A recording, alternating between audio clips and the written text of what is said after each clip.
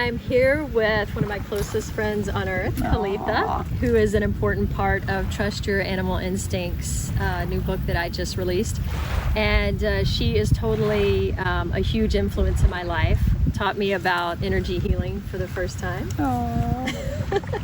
She fixed my knee before a race. Do you remember that? Yes, that was Huntsville, Alabama, Rocket City. Rocket City race. My knee was all swollen and I had overtrained. She literally puts a hand on my knee and a hand down to the ground and like siphons out the heat and swelling. And through the whole race, I was like, this is some kind of hokey pokey crazy, But it worked. yeah, it worked. And after years of studying as well, and then having an electrical background, certified energy manager through energy engineering designations, like we were just taking the thermal energy out, like siphoning gas out of a car and using gravity to pull it down to the ground. But That's it.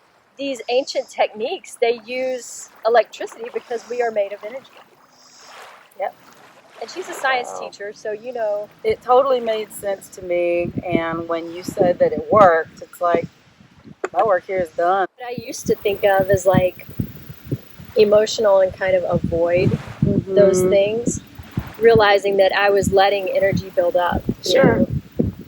Yeah, I mean, things work a whole lot smoother when everything is flowing.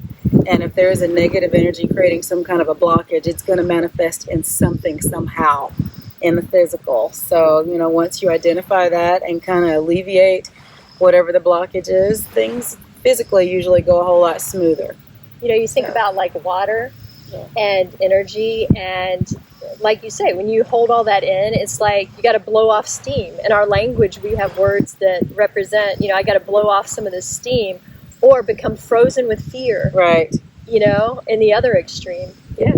So it all kind of ties together. And I think everybody has an innate knowing, but somewhere in our growing up in the physical world, we tend to ignore it. But it's nice to get back to the roots and live a little bit more simpler. You know? Yeah, and you know, I think the pandemic has in some ways brought us back to that simplicity. It's definitely slowed us down, so you notice a whole lot more. And you can feel like the low vibration vibe around you. You can feel the negativity around you. It's pulling your positive energy down. You have to kind of protect yourself. Yeah, you can feel it around people, you can feel it around environments and certain things, certain objects even, and certain locations for sure. So it just makes life a whole lot simpler when you're able to kind of let things go and feel more.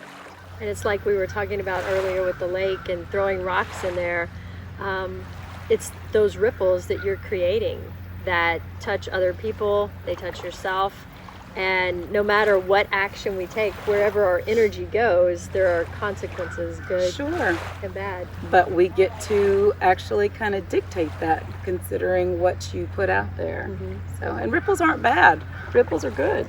Ripples are good. Yeah. Thank you for coming and hanging out with me today. Absolutely. Thank you for having me. I love you. I love you too. So read about Kay and Trust Your Animal Instincts.